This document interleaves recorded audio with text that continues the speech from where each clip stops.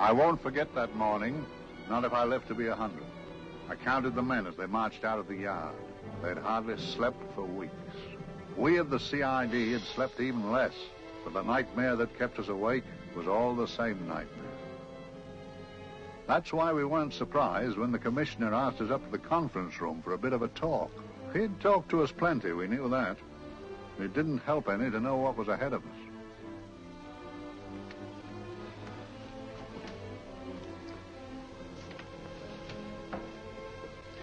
Must we have that window open, Gregson?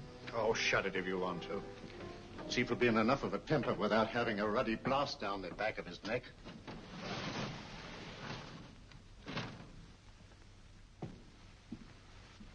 Gentlemen, the commissioner. Stuffy in here.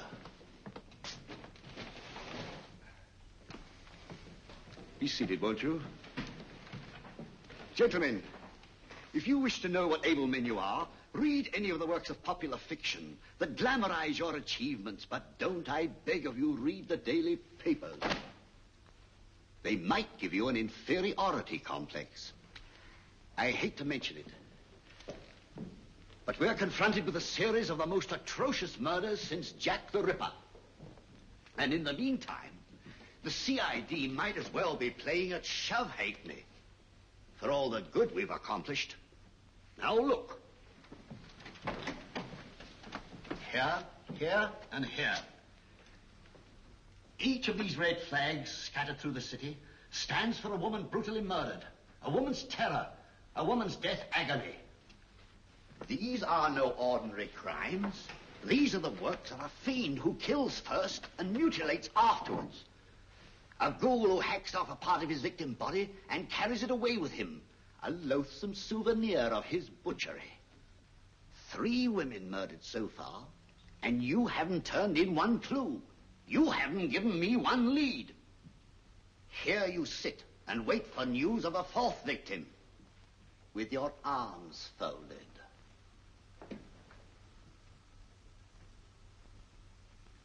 Well, we hadn't long to wait. It was down Lambeth Way where a young woman was hurrying home late last night. She saw something and stopped. It was a constable. He spoke to her and he walked along with her, just in case.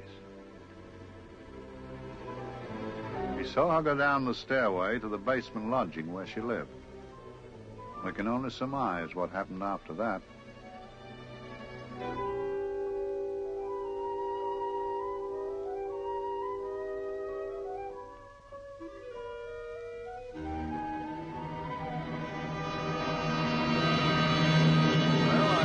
Pride in my pocket and went to see the man who'd so often helped out Inspector Lestrade and myself in the past, Mr. Sherlock Holmes.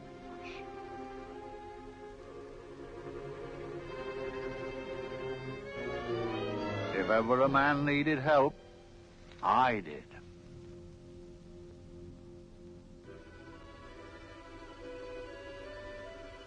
This makes 4, Inspector. 4 defenseless women here in the heart of London. And everyone with the right forefinger hacked off. Not hacked, Inspector Gregson. Cleanly, expertly severed. The work of a skilled surgeon. That's our only clue. Much about the age of my sister's girl. Is there no way of stopping this, Mr. Holmes? Yes. There's a way, somehow.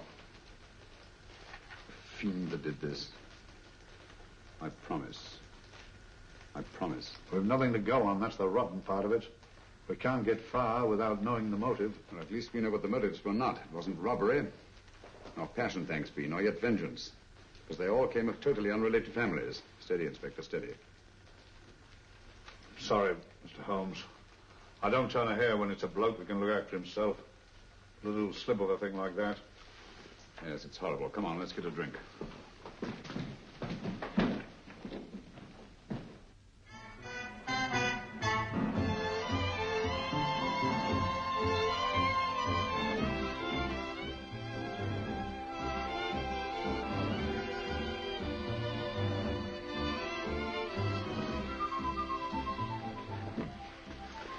Good evening, Mr. Holmes. Good evening, Vincent. Whiskey and soda, please, and a double for my friend here, Inspector Gregson. Very good, sir. Make mine Irish. Decent of you to give me a hand with this thing, Mr. Holmes. Always a pleasure to be of help to Scotland Yard, Inspector. Little out of my line. Looking for a maniac who murders just for the fun of the thing. Or perhaps just to get a human finger. In all 4 cases, the murderer risked capture by stopping to secure a finger. Wonder what for? Who knows? He's just a madman. Perhaps there's method in his madness. If we could just trace those missing fingers. If we could just drain the English Channel, we might find a penny. Huh? Oh, thank you. You may keep those, Mr. Holmes. Thank you.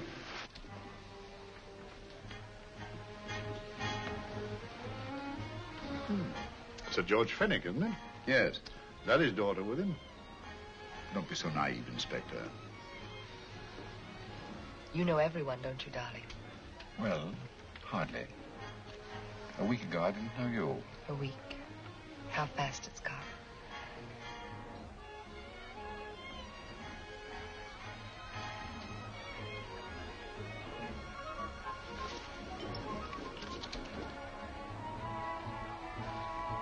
I collect these things. How very quaint of you. Shall we go? Yes.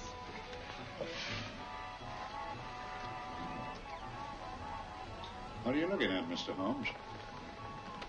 Looking at a very handsome woman. Not drawn to the purple, but giving an excellent imitation. Would you like to come to my flat for a nightcap?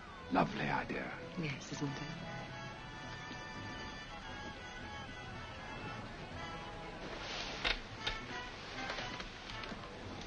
Wonder where she's taking Sir George Fenwick.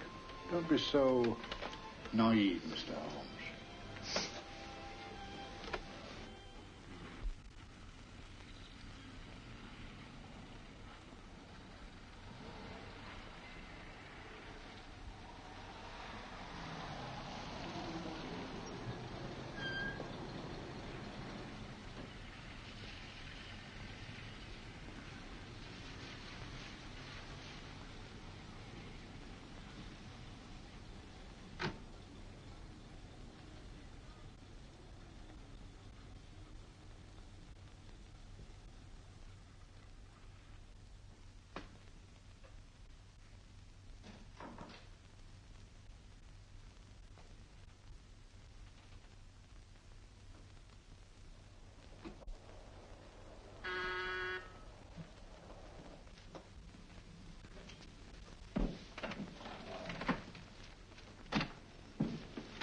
Good evening, Mum. Hello, Grandon. Any messages? No, Mum.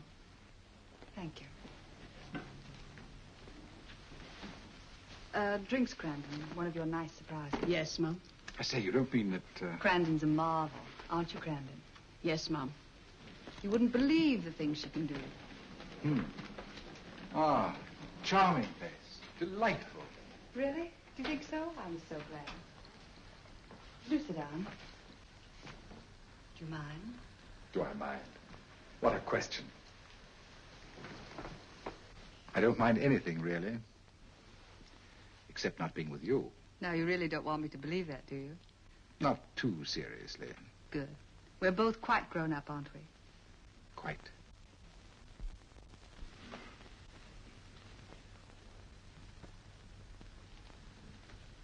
You're a treasure, Grandon.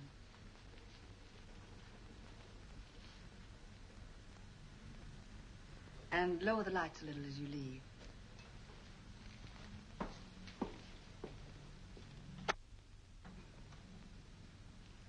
I prefer a more flattering light. In any light, you'd be... Would I? And don't you know it? Perhaps I do.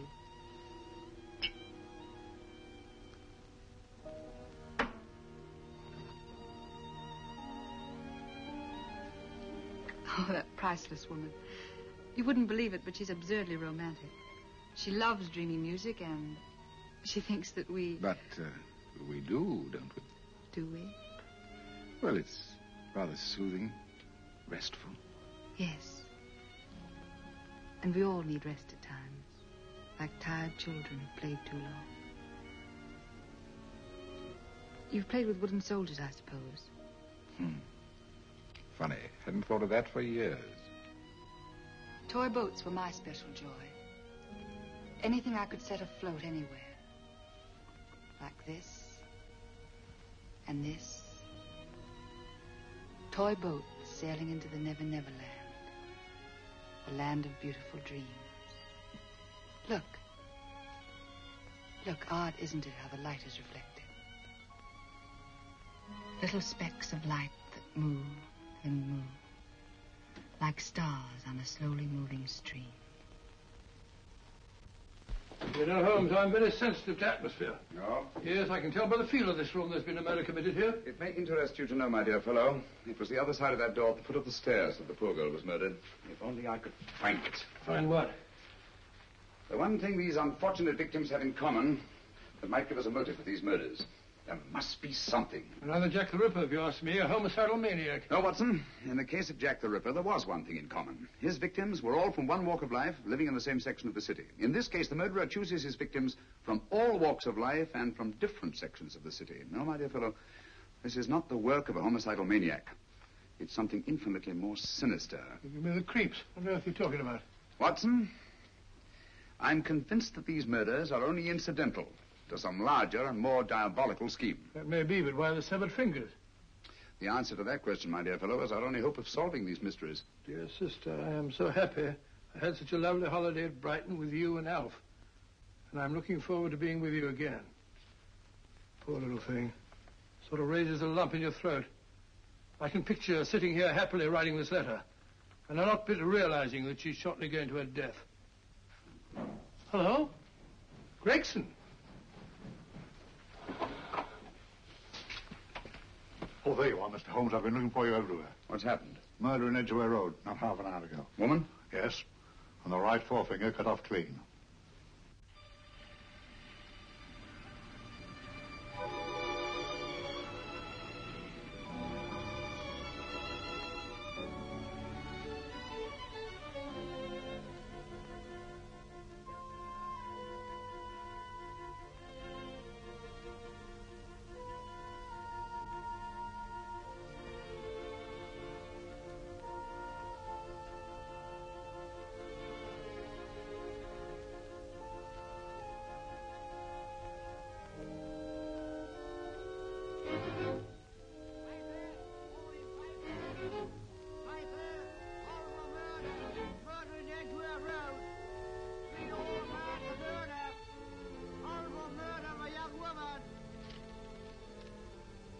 Get your papers.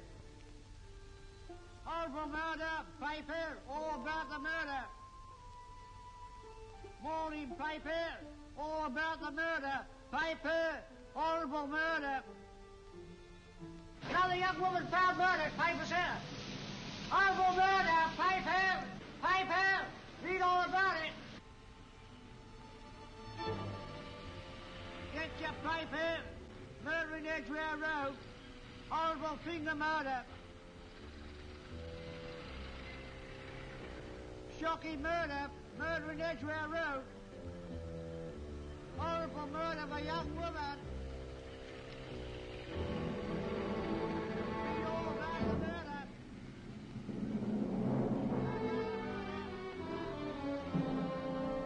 Only fancy, Mum. There's been another of those horrible murders. Dear, dear, how shocking. Yes, Mum. I really don't feel quite safe here myself. Oh, dear.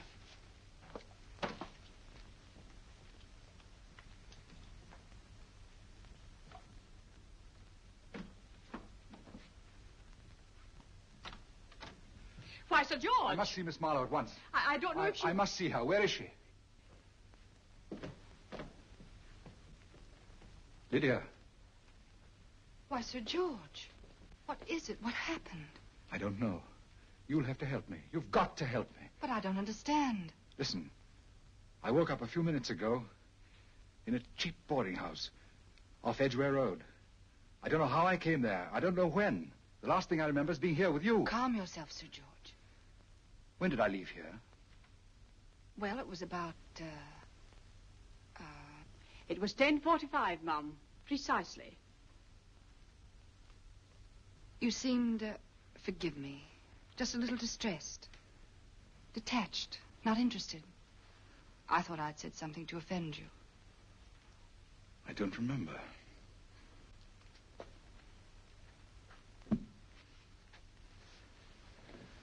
I can't remember. Tell me, has this happened to you before? Before? Well, there is such a thing as amnesia, you know.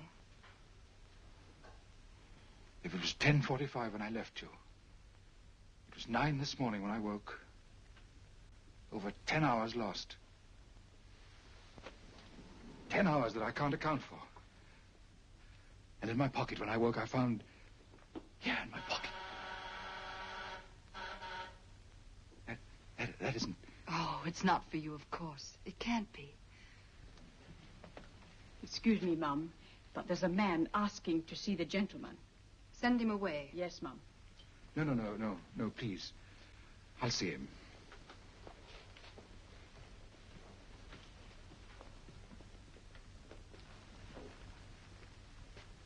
Well? Delightful room. Not much like the place you woke up in this morning. You followed me here? Yes. Are you a detective? Oh, no. Quite the contrary. Don't be afraid, Sir George. You know my name? Oh, yes. A very old and highly honored name. And being the bearer of such a name, and also a very wealthy man, I thought you might care to possess yourself of this trifle. Rather than let it fall into the hands of the police. It is yours, if I'm not mistaken. The initials, GF. Where did you get this? It came out of your pocket. I saw it fall, but you never noticed. You were very busy, bending over something with a knife. Then you put something in your pocket.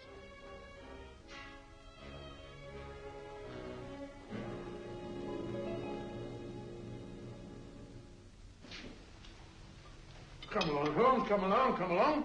How many more talismans, I tell you? You're missing a treat. This is delicious. Little jam tarts to follow.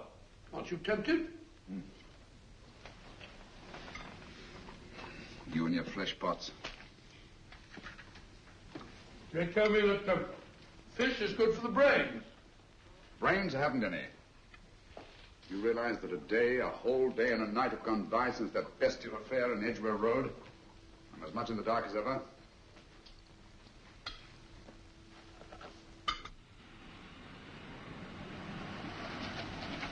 Hello, here comes a client, unless I'm very much mistaken.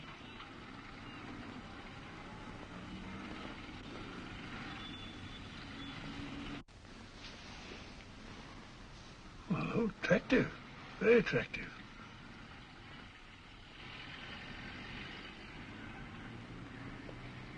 Obviously, she left home under the stress of some very great emotion. How do you know that? She wasn't wearing any gloves. A startling omission in a young lady of fashion. No, she didn't put her coat on.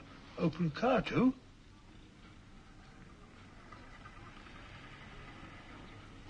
Furthermore, there's something in that bag she wants to show me. What makes you say that? The bag doesn't match her dress, indicating it was picked for size rather than style, to accommodate some bulky object. You amaze me, Holmes. Not to mention, my dear fellow.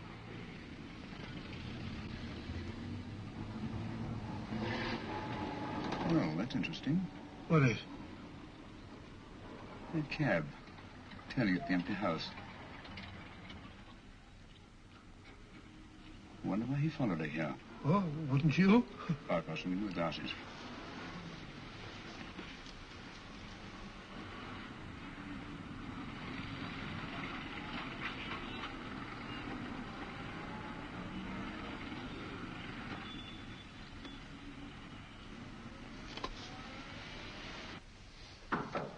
Well, we shall soon know. Yes, Mrs. Hudson? It's a young lady, sir. Most urgent. Ask her to come in.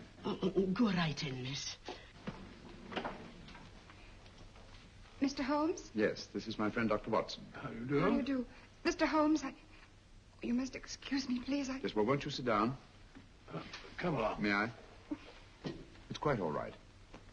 Thank you.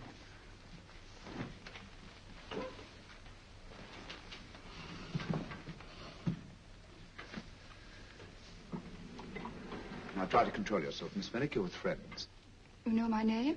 No magic, I assure you. I've often seen your picture. You're the daughter of Sir George Fenwick, aren't you? Yes. It's about my father that What about your father, Miss Fenwick? Oh, I don't know what to do. He's always been the nicest, dearest person.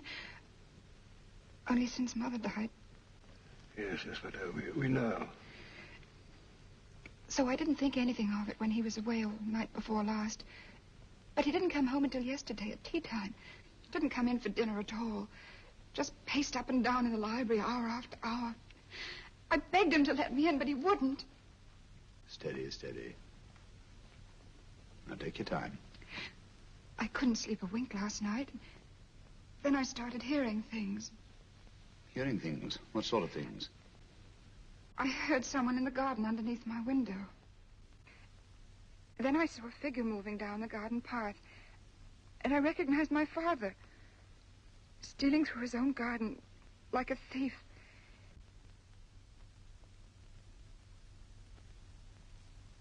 He had a spade in his hand. And he stopped by the greenhouse where he started to dig. This morning, at daybreak, I stole out into the garden and found this.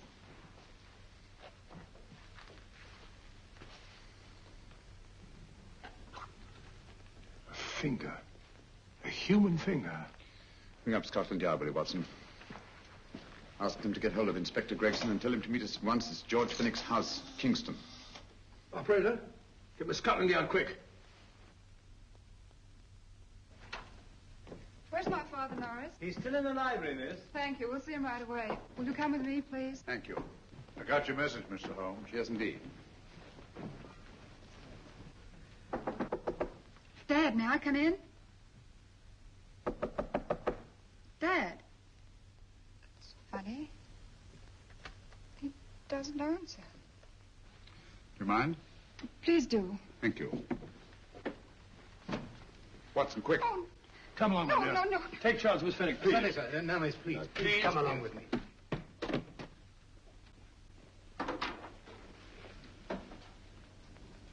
Dead? Yes. What do you make of it, Doctor? Shot in the back, between the second and third ribs. The bullet undoubtedly had penetrated the heart. Look at the powder marks on his coat. I was afraid of this. What do you mean? Don't you remember the man in the cab who followed Miss Fenwick to Baker Street? Well, you don't think he had anything to do with it, do I you? think it's reasonable to assume that he tipped off someone that I'd been sent for. Sir George has obviously been murdered to keep him from telling me what he knew. What was the weapon used? Small caliber revolver, point blank range by the look of the wound. The murderer came in through those French windows. The mud from the garden he brought in on his boots. Sir George must have surprised the intruder. Passed the room to him here. What follows we can't tell. But from the location of the wound, I'd say that he turned his back for a moment, and as he turned, the muzzle of the revolver was placed between his ribs and one muffled shot fired. And you mean to say he kept on going, even after he was shot? There's no doubt about it. Look there. The trail of blood leads us back to the desk. Something Sir George was after.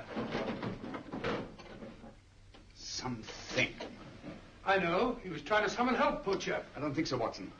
There's the bell pull by the fireplace. No, you'll notice from the trail of blood that Sir George made straight for this desk here. I wonder. There was something he was desperately anxious to get. Hello.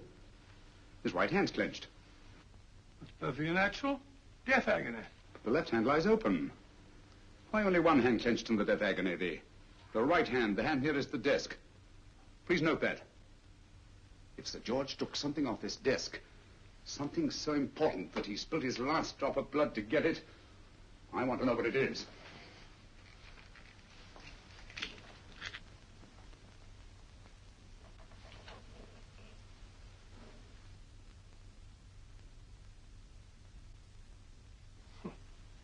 nothing but an ordinary match folder. Where does that lead us? I imagine to something very important, Gregson. This match folder's from Pembroke House. Why shouldn't it be? He was there, you know. We saw him yesterday. Yes, but the effort he made after he was shot to get hold of this match folder. It's just possible he wanted someone to remember Pembroke House. He may have wished to recall it to someone who saw him there. Someone who, like ourselves, saw him with a woman.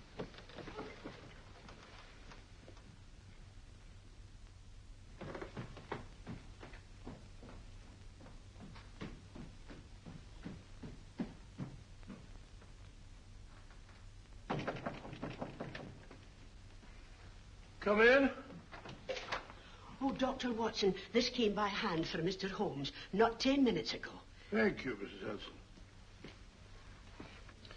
That would be the report from Mr. George's bank. Report from Sir George. Oh, really? Don't you remember his daughter told us that he'd just closed his account? Had it looked into at once.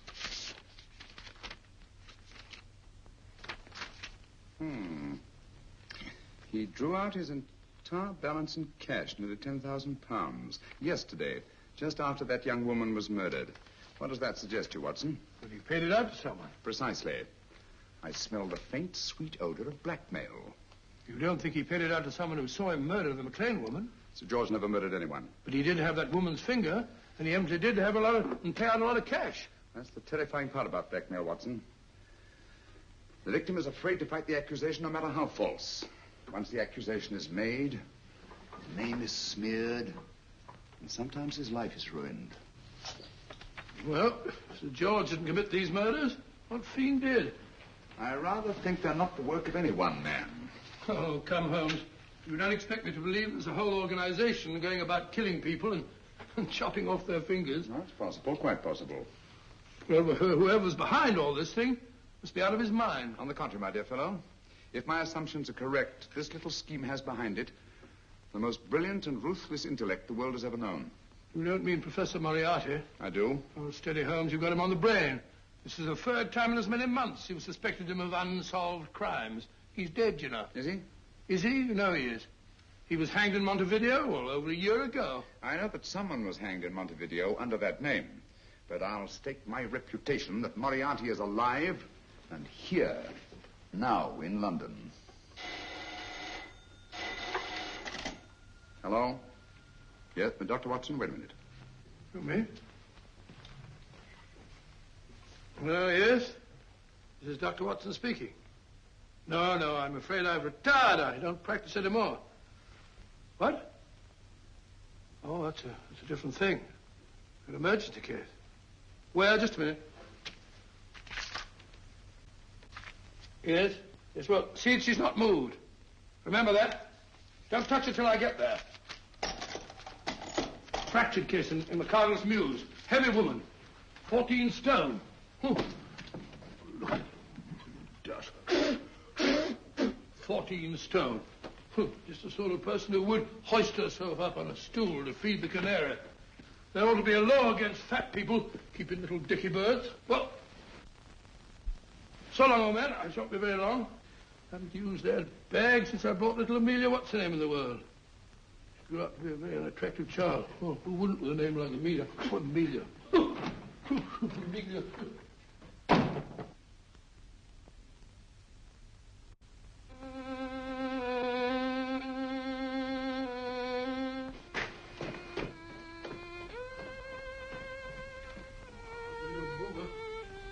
People so stupid about accidents.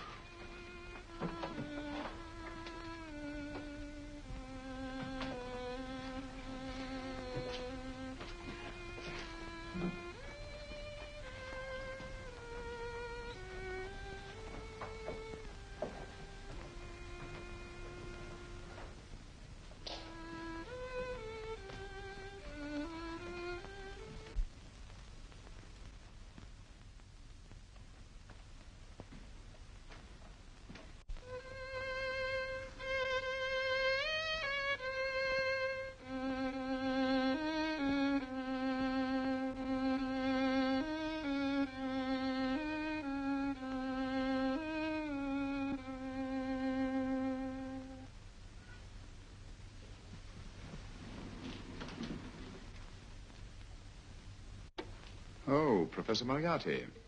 Not that I wish to appear inquisitive, but to what am I indebted for the pleasure of this visit? Scotland Yard will be interested. It's very convenient for me to have Scotland Yard think that I'm still dead in Montevideo. I never dreamed of fooling you. Thank you. The thought occurs to me, Mr. Holmes, that there are some advantages in living within the law. You're very comfortably fixed here, aren't you? As I get on in life, the little comforts appeal to me more and more. Oh, I beg your pardon. Won't you sit down? Thank you.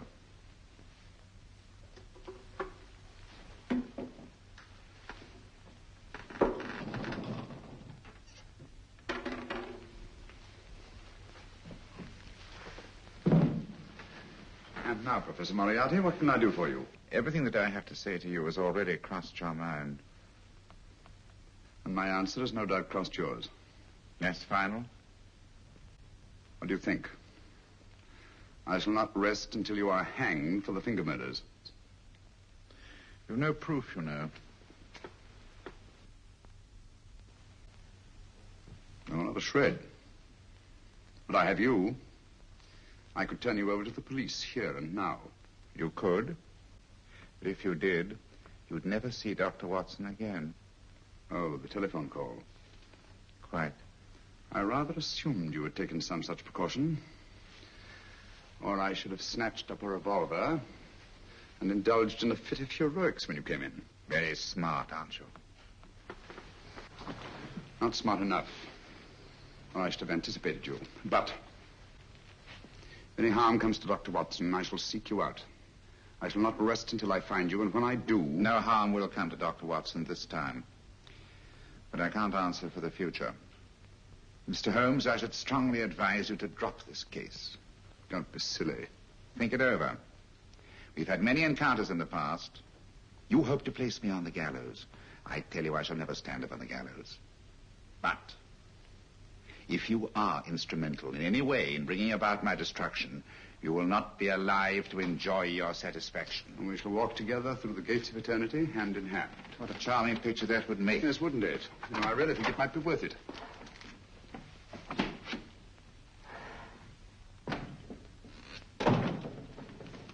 Shoelaces, Governor? Tuppence a pair. And strong enough to hang yourself. How many more times must I tell you I don't want your filthy shoelaces or your company? Shoelaces, Governor? Blasted impertinence. Run along, my good man, or I'll give you in charge. Shoelaces, Governor? Shoelaces, Governor? Help a poor bloke. What's only got one arm? Any luck with Mr. Holmes? You can read his obituary in tomorrow's papers.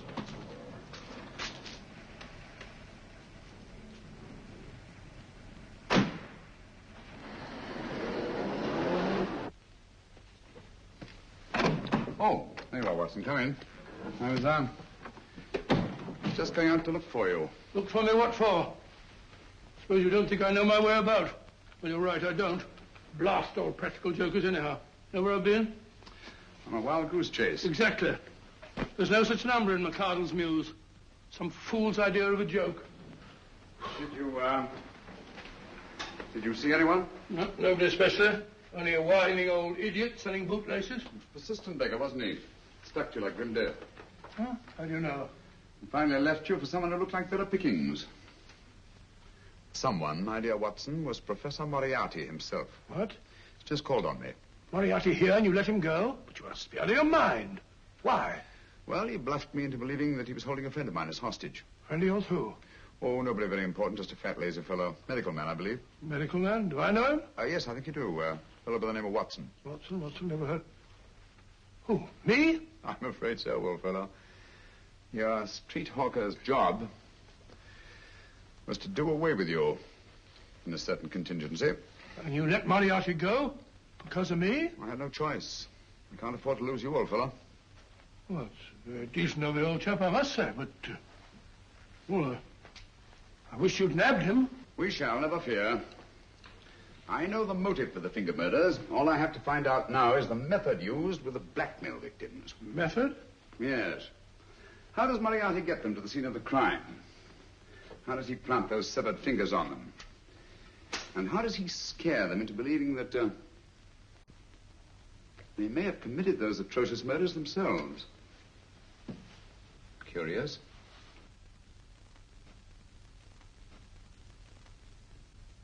Very curious. Huh? Curious? What's curious? That window in the empty house across the street. First floor front. Huh? What's wrong with it? It's open. Why shouldn't it be open? Well, it wasn't open half an hour ago. I'll stake my life on that. Well, it's not our business. Let it stay open. I wonder if you'd go over, old fellow, and see what's the matter. Oh, trespassing. Against the law. Very well, I'll go myself. Oh, well, if you're going to put it like that, ridiculous waste of time. Going about shutting windows at this hour of the night. Yeah, you better take this torch. Well, take what? Dignified job for a doctor. Dr. Watson, the torchbearer. And what do you propose to do? Sit in a comfortable chair, I suppose, and read a good book? That's a very good idea. Yes, a very good idea. While I play night watchman, you have a nice read. Mm-hmm. Good night. Have a good time. Have a good time? What do you mean, have a good...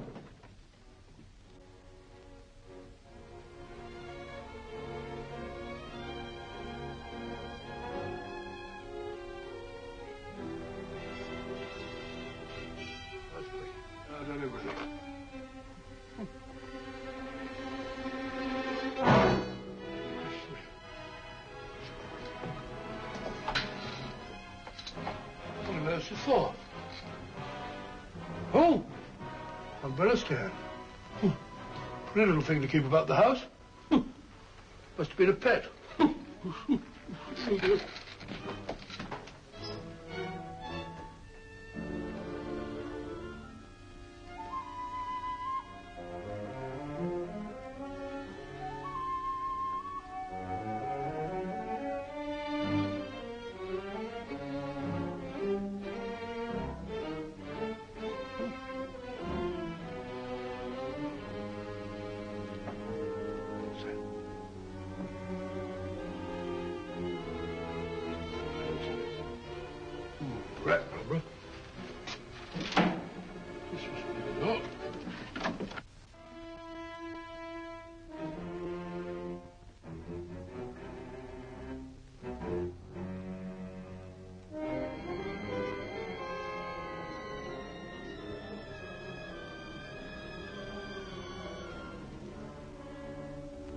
He sits comfortably reading a book.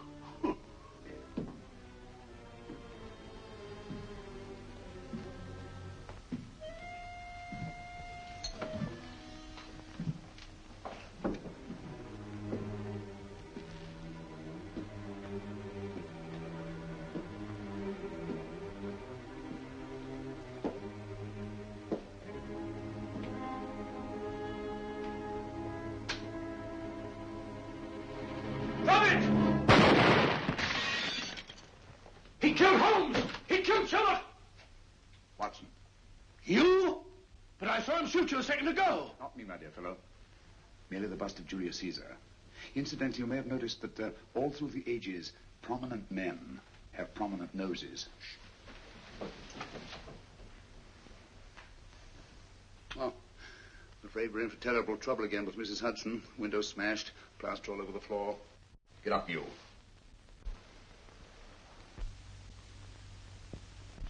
Corporal Williams, Middlesex Regiment. Discharged from the army as physically unfit. Papers seem in order.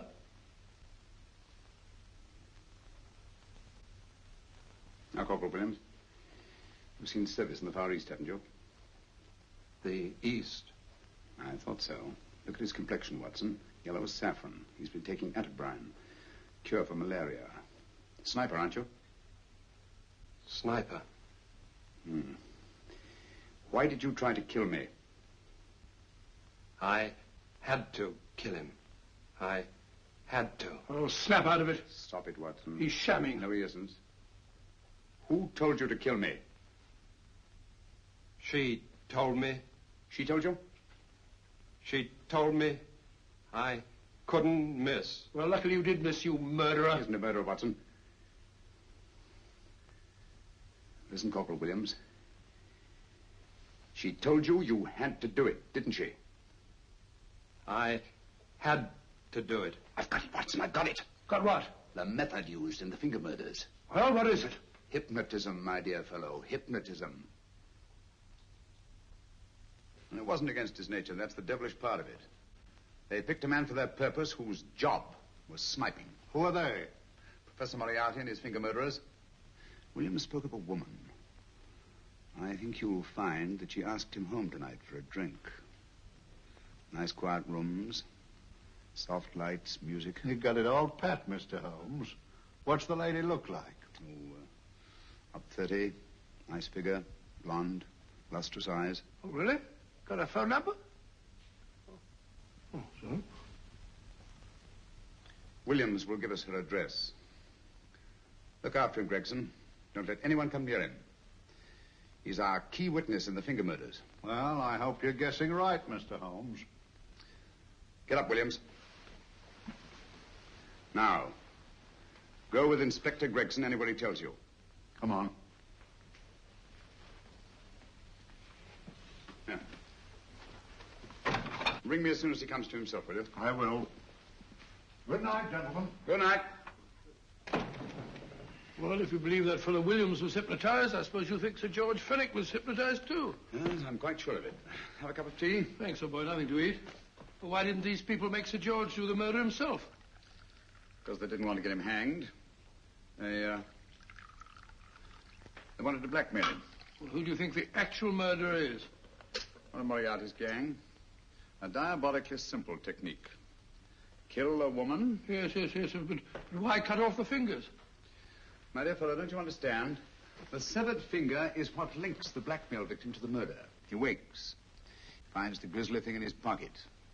He doesn't know how it got there. He's no idea that he's been hypnotized. For all he knows, he may have committed the atrocious crime during some dreadful lapse of sanity.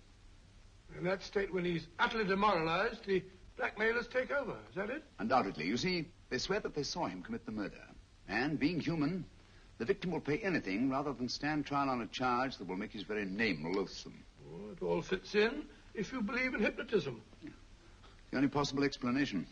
You think the hypnotist is that woman with the blonde hair, the lustrous eyes, the woman you invented? I didn't invent her. I saw her. What on earth are you talking about? That woman, my dear Watson, was with Sir George when he left Pembroke House. I saw her there. I shall see her again, and Williams will lead me to her. That's why it's so important to keep him safe. He will identify her.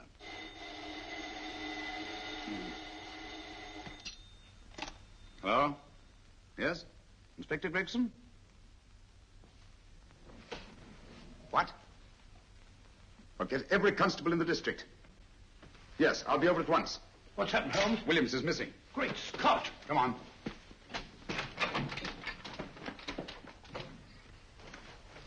Lorry crashed into Gregson's car. During the confusion, Williams disappeared. Escaped, eh? No, kidnapped. To keep him from talking when he came to. You don't think that Moriarty... Moriarty? Anything is possible.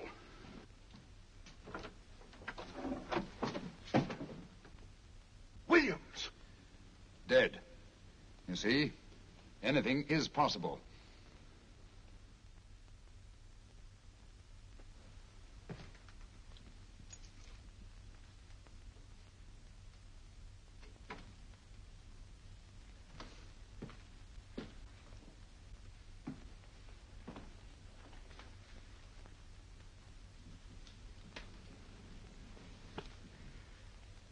Oh, good morning, Professor Moriarty. You startled me. I'm dressing another dolly, a dear little nurse. Is there anything wrong with your finger? Just a splinter. Nasty thing, splinters. Most trying. One can't be too careful, but I'll get it out for you. I have the very instrument to help you. Sharp enough to split a hair. Put those tools away until they're needed. But they're not tools, sir. They're instruments. Put them away. Is Lydia in? Yes. But really, you should let me. Get dressed. Holmes and Watson just left Baker Street for the Mesmer Club. Mesmer Club? The meeting place of all the top hypnotists in London. Do you suppose that Mr. Holmes is onto our method? If he suspects, it's merely a suspicion. It's our business to see that it ends there. I hope you're right. Williams passed away before he could talk, remember? What do you want me to do? Go to the Mesmer Club, meet Holmes, and induce him to come back here. Isn't that a bit dangerous? Every meeting with Sherlock Holmes is potentially dangerous. However, you say he didn't see your face at Pembroke House. And how would you suggest I get Mr. Holmes to accompany me here? Kidnap him? Oh, no. Holmes has one weakness, his insatiable curiosity. If you can arouse that, you can lead him anywhere. It's up to you to take advantage of any opportunity that may arise. This way, please, gentlemen. I'll tell Dr. Onslow that you're here. Thank you. And this is the Mesmer Club. If you ask me, hypnotism is a lot of mumbo-jumbo. Oh, come now, Watson. As a medical man, you must admit that hypnotism has its place in modern science. That may be, but 90% of hypnotists are crooks of the worst kind. Nothing more than a lot of charlatans exploiting weak-willed morons. Ah, Dr. Onslow, I believe. Happy to meet you, Mr. Holmes. Your brother Mycroft suggested I might be of help to you. He's a valued member of our little group of charlatans and crooks. Oh, beg your pardon, sir. I didn't know you were listening. Behind the curtain. My friend, Dr. Watson. Oh, delighted. How do you do? I wonder now. You see, we're in the midst of a little experimental session at this very moment. If you'd care to join us. Oh, certainly. That'd be very instructive. Oh, well, will you follow me? Thank you.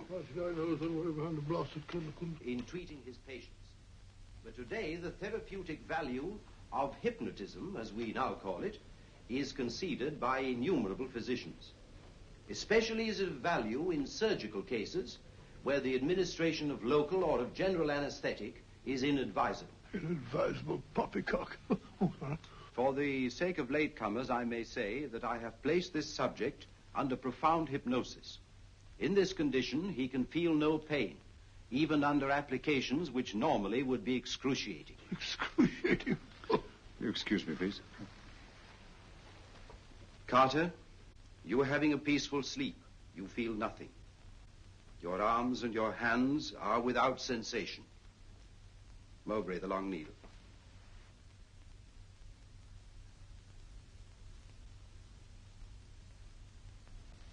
Carter, give me your right hand.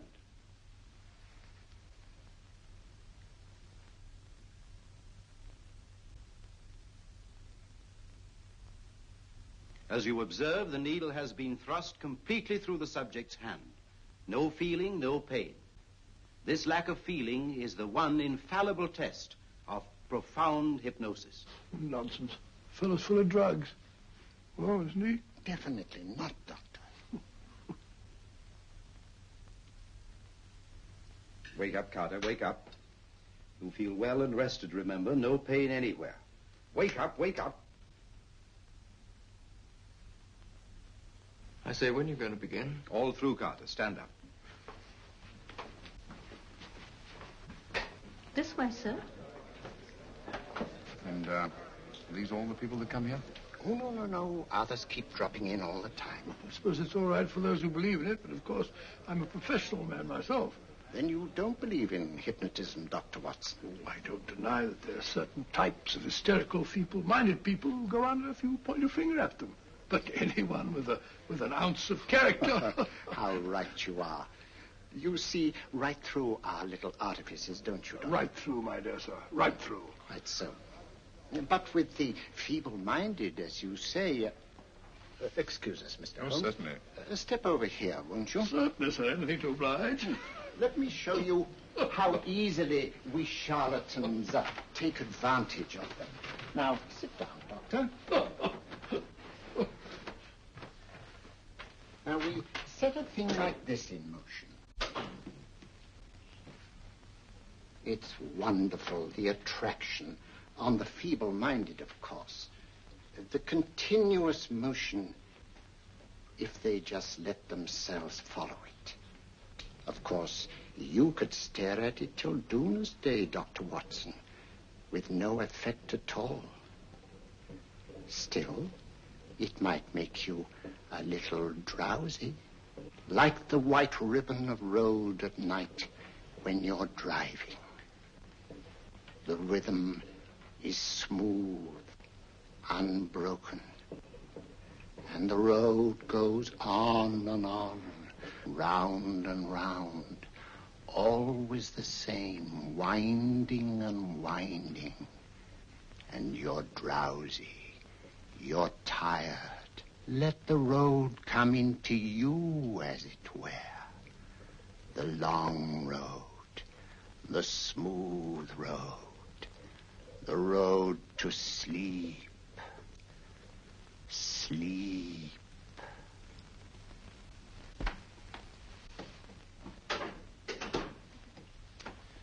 Open your eyes. Stand up. Turn around. And now, Dr. Watson, you're on a holiday in Scotland. The country is amazingly beautiful. We're coming to a stream. It isn't deep. Better take your shoes and socks off.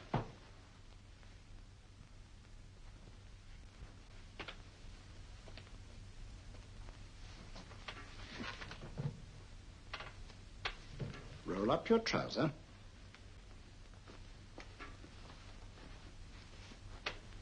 That will do. The other leg is waterproof. Turn around. Mind the pebbles.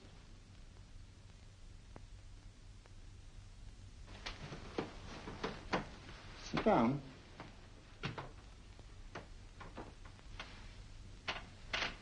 Wake up now.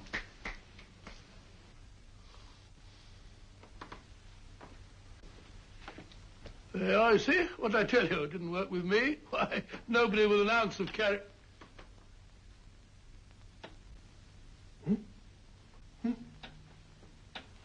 I think you'll need these.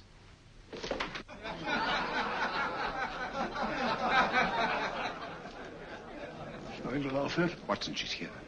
Oh, the woman you're looking for? Yes, I'm going to meet her. Perhaps I can induce her to take me to Moriarty. Do you think it's wise, Holmes? It may not be wise, but it's essential. After all, I've held me on with Moriarty in the past. But isn't it dangerous? She might be a hypnotist. My will isn't stronger than hers. I deserve to be hypnotized. I feel I must protest, Dr. Onslow. I was told this was a gathering of serious students of a great science, and I find myself in a company of buffoons. Oh, my dear madam. Elliot's and Esdale Braid. Were those men martyrs for the truth, that you may laugh over your childish, cruel tricks? I must say I'm in complete agreement with you, madam. This was most unnecessary performance, Dr. Onslow. Beg your pardon, sir. My name is Holmes, Sherlock Holmes. At your service, madam. Thank you, Mr. Holmes. I'm afraid I've created a rather embarrassing situation. But you see, I'm interested in the serious study of hypnotism. So am I, too. Perhaps we have something in common, Mr. Holmes. Perhaps we have. Would you join me for a cocktail at Pembroke House? I'd like it. Good.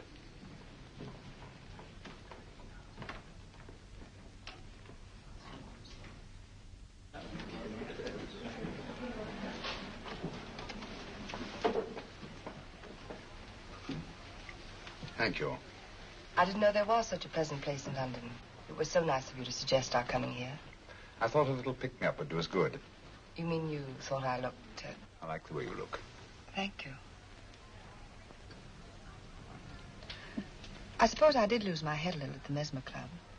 But you see, hypnotism is almost a religion with me. I know so well what it can do to help and heal. And I can't bear to see it used for trivial purposes. I know very little about it. That's why I went to the Mesmer Club. You see, I'm rather puzzled just now with the case that I'm working on. How fascinating. Tell me about it. It's the murder of Sir George Fenwick. Fenwick? Who's he? Quite a well-known figure. Odd now I come to think of it. Last time I saw Sir George was here at Pembroke House. Strange. Yes, isn't it? He was sitting, I believe he was sitting at this very table. Cigarette? Thanks. Do go on. There was a charming lady with him. He was lighting a cigarette.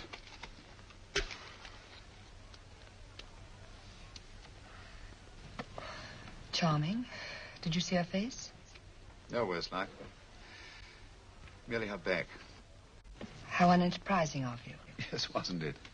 Afraid I'm getting a little older. I shouldn't say so. That's nice of you. Still, the first time in my life, I've got hold of a case that's beyond me. I'm actually losing sleep over it. You know, Mr. Holmes, I believe I could help you. Really? I should be very grateful. You're amused. No, merely skeptical.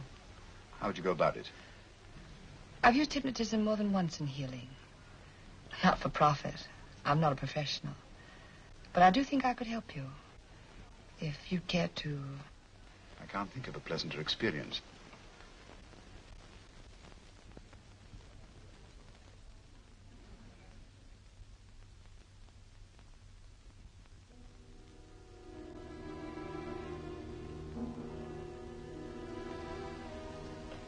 Low lights, music, is that all there is to it? You must relax, Mr. Holmes. I'm afraid you're a rather difficult subject. So I thought perhaps a little help. Materia medica might be advisable. Drugs?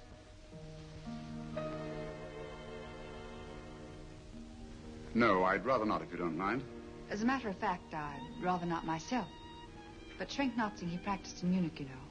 Believed it the best means for difficult subjects. Do you mind? Well, as a matter of fact, I don't approve of sedatives. Just as you wish. We don't have to go on with this at all, you know. Wait a minute. Wait a minute. All right. I'll take a chance. It's really quite harmless. What is it? Cannabis japonica, an oriental soporific. You'll need water.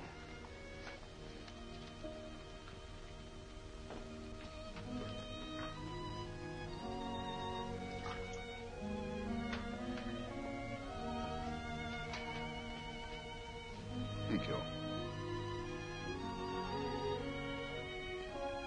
Now sit down, Mr.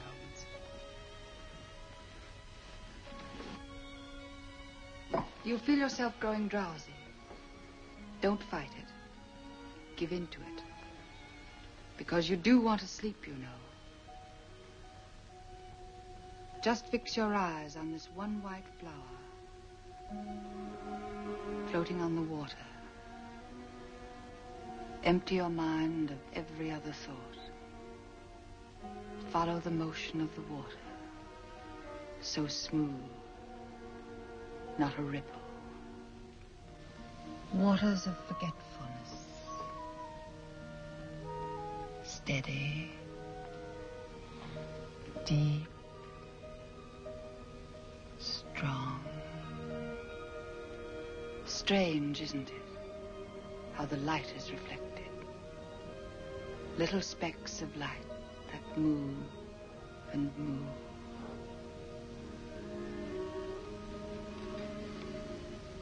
It's restful here. It's peaceful. It's friendly. And you're very close to finding what you're looking for.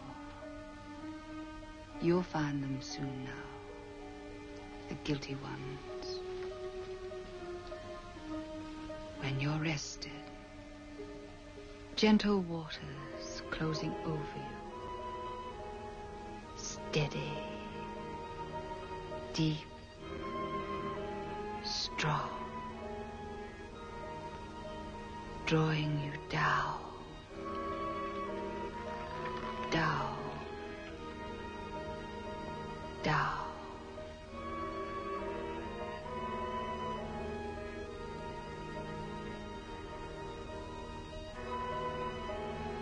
Sleep. Sleep. Sleep.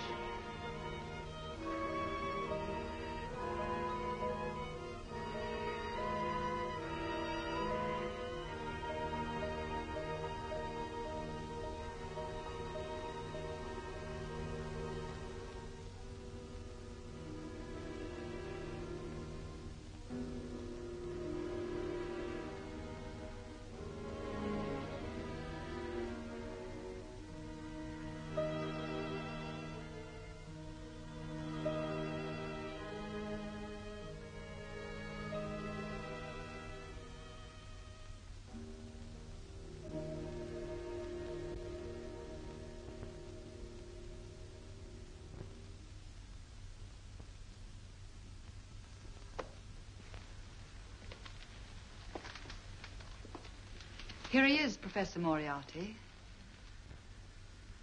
Stand up, Mr. Holmes.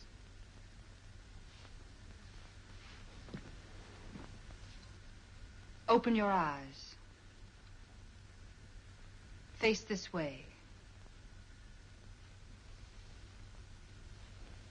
Are you satisfied? We are dealing with a clever man. He may be shamming.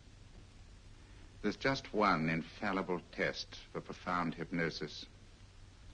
You ready, Dr. Simnel?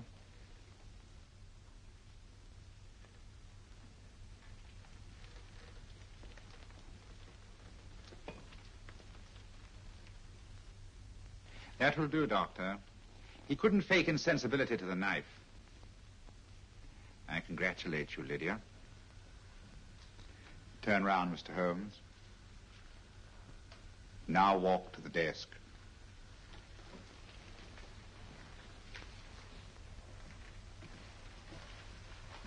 Sit down. Take that pen and write what I tell you to write. I have at last found a case which I cannot solve.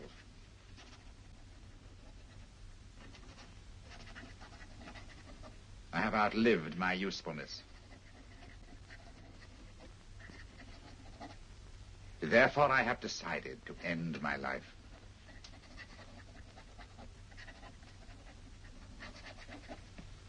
Sign your name. Now blot it.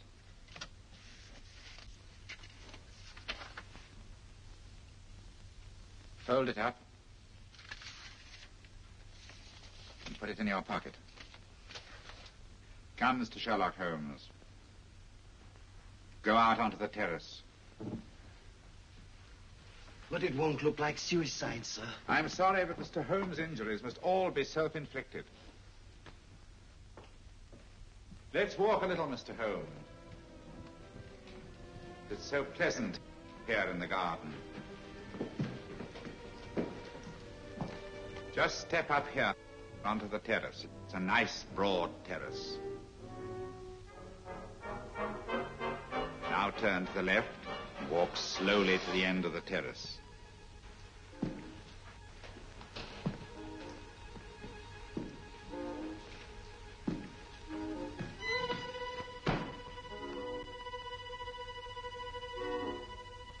Don't stop. You must walk to the end, you know.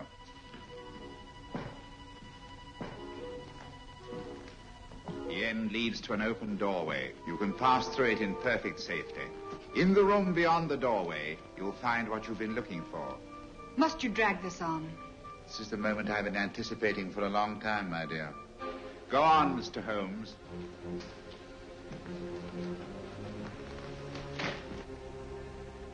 Through the open doorway, you will find the man responsible for the finger murders and the death of Sir George Fenning. Professor Moriarty. Holmes!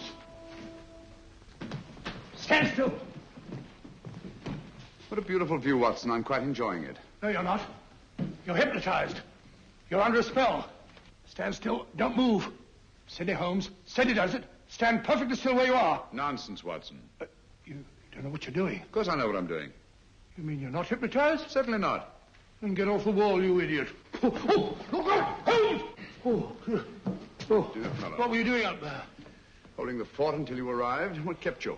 Well, I ran into a spot of trouble on my way to Scotland Yard. I was arrested for exceeding the speed limit. Your luck seems to hold, Mr. Holmes. I'd hardly call it luck, Professor. You see, I substituted a drug of my own for the one that this dear lady pressed on me. You are clever, aren't you? A drug that, although it leaves the subject conscious, renders him quite insensitive to pain. That accounted for my lack of reaction to Dr. Simnel's knife. Well, Gregson, quite an impressive haul. Even Inspector Lestrade himself couldn't have done any better. Thanks, Mr. Holmes. Take him away. All right, put her in the van. I was right, Mr. Holmes. You are a difficult subject. Thank you.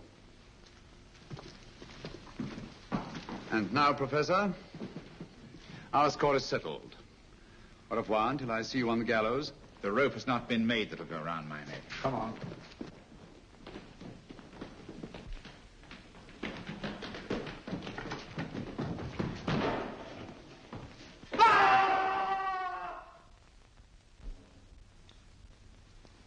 I'll take care of things, Mr. Holmes. Thank you, Inspector. Come on. An evil man, Holmes, but what a horrible death. Better than he deserved. What are you thinking of? I'm thinking of all the women who can come and go in safety in the streets of London tonight. The stars keep watch in their heavens. And in our own little way, we too, old friend, are privileged to watch over our city.